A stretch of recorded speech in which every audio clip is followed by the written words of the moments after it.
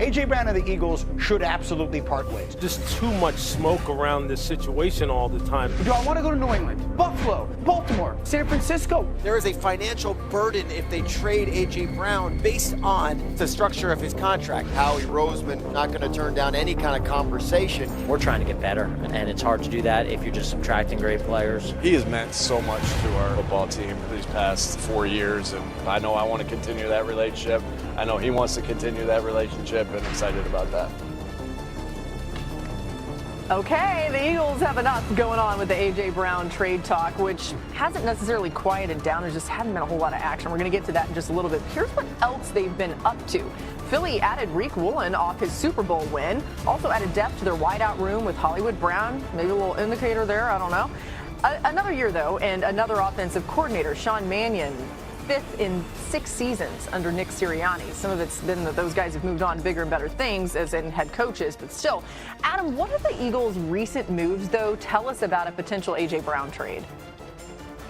Well, not a lot, Laura. Look, they signed Elijah Moore. Elijah Moore and A.J. Brown are close friends from college, so you could interpret that as the fact that maybe they want to make A.J. Brown happy and keep him there by signing Elijah Moore. Some people say, oh, they signed Elijah Moore and Hollywood Brown. Maybe those are potential replacements as it pertains to A.J. Brown. The fact of the matter is we're in late March, and it doesn't look like anything's going to happen with A.J. Brown for a little while, if it even happens at all. The Eagles have listened to teams, but they have been steadfast in saying all along that they were not looking to trade him and would only trade him unless they got an offer they couldn't refuse. That has not transpired so far. Plus, the thing to remember is that it will be easier to trade A.J. Brown after June 1st due to the salary cap acceleration. So if they were going to trade him, that would be the time to do it. The question is, New England's been the one team that's out there that people have linked up and connected to A.J. Brown.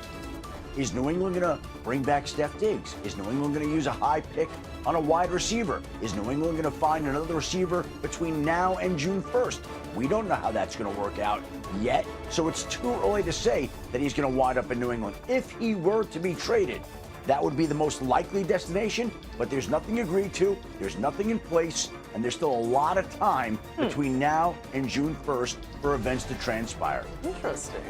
Yeah, and Laura, outside of the New England Patriots, there aren't a lot of known suitors right now. The LA Rams looked into it, kicked the tires, ultimately decided to keep Devontae Adams and Puka Nacua and go that route. Kansas City Chiefs never really looked into this. For the most part, they're not going to do that trade. So it kind of feels like a standoff with New England. The next pivot point could be the NFL draft, because if you're New England, you might want to take a high pick in the draft, knowing that it's a deep receiver class. If Philadelphia wants to wait until June 2nd, where they can save money in the cap to do the trade, New England might have moved on by then. So something has to give. And also, if you're Philadelphia, you're trying to work a couple angles. If you trade A.J. Brown, you might do a deal to get a pass rusher like a Jonathan Bernard from Minnesota. So they have multiple balls in the air they're trying to figure out right now. Okay, so the Patriots, the team you know well, are the kind of the main team here, as Adam alluded to. Let's talk about the fit there, and then also just with what you think in general the Eagles should do with A.J. Brown here. I think A.J. Brown, he's the type of receiver where he's going to fit wherever. He's a number one type of guy that can align on the outside. They signed Romeo Doubs. You have him, you have Kayshon Boutte. You have guys that can complement A.J. Brown, allow him to get the football. I think the relationship with him and Mike Vrabel would be one that would, I think, accelerate this trade and make it come to fruition early on in that relationship and the process of him being able to go out there and execute. But I say all that to say, if I'm the Philadelphia Eagles, I'm not trading A.J. Brown. Well, even with all the issues. No, sometimes a toxic relationship, you go through your ups and downs, but you got to stay the course. As I look at this for Philly, you signed a guy like Riq Woolen when you needed a cornerback spot opposite of Quinyon Mitchell. You're filling some gaps. Yes, you lost Nakobe Dean, but you still have Jahad Campbell, who will now get more reps. You need an edge rusher, but I'm not really trying to take away right now on the offensive side of the ball. You're bringing a new coordinator. Let's see what those vibes will bring throughout the course of the offseason.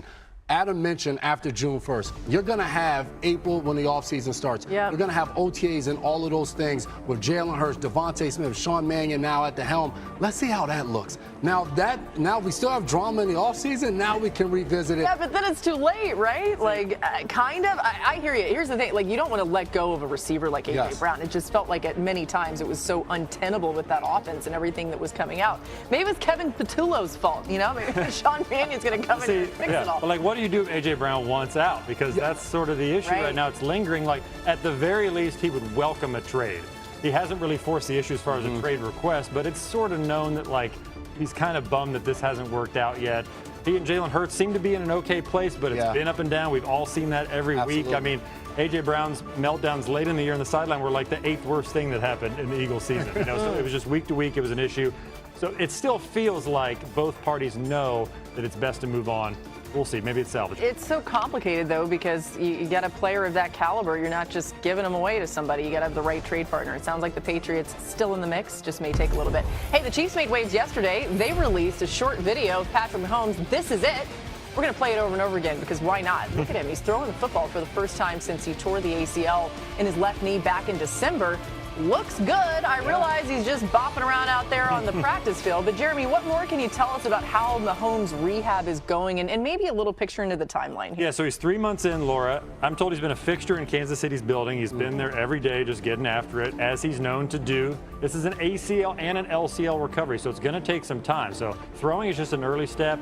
He's going to get to running, moving around more, cutting on that thing, and try to move on. He still hopes to play week 1, and nobody in Kansas City or the Chiefs organization is putting that against him. They're never going to doubt Patrick Mahomes, but they got Justin Fields knowing that he's good insurance, that he has to play 1 game, 4 games, whatever it is.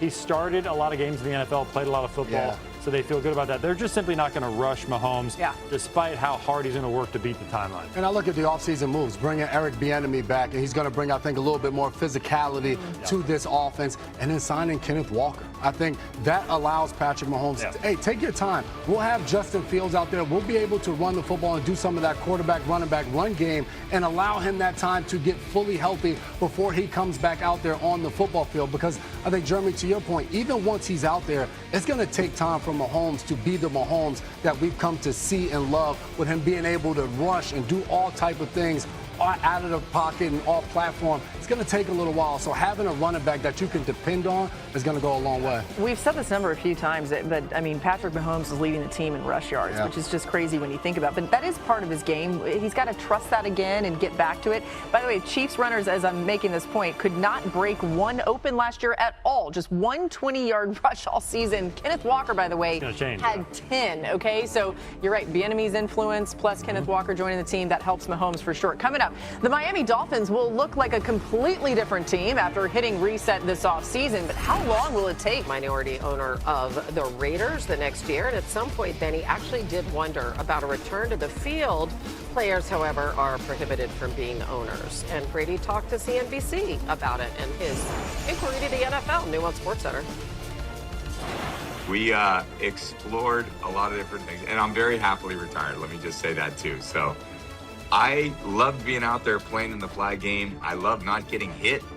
I've got a lot of really fun things I'm involved in, and it's never going to be old. You know, you can get old throwing passes to incredible athletes on the football field, but if anything, that game reconfirmed to me that I'm very happy in my retirement. Made those flag football uniforms look pretty good. Senior NFL writer Jeremy Fowler joins us. Is there any more there about this story? Hannah, it's a fun notion, but it is a moot point, because when Tom Brady's minority ownership at the Las Vegas Raiders was approved a few years ago, the firm's stipulation was he could not play. He simply can't take the field as a minority owner. So unless he wants to give that up, that's probably not happening. But he's been very involved with the Raiders, some of the front office decisions, the hiring of Clint Kubiak, the direction of Fernando Mendoza eventually is the #1 pick. So he's all in on the Raiders in that process. But look, you saw what we saw. He throws the ball pretty good still. He certainly still looks at himself as easily one of the best 32 quarterbacks in the world. It kind of makes me wonder, what about the Olympics? They're in LA in flag football. I think that's different. I think he could be eligible for that. So, because, yeah, he's come on, the opportunity to win a gold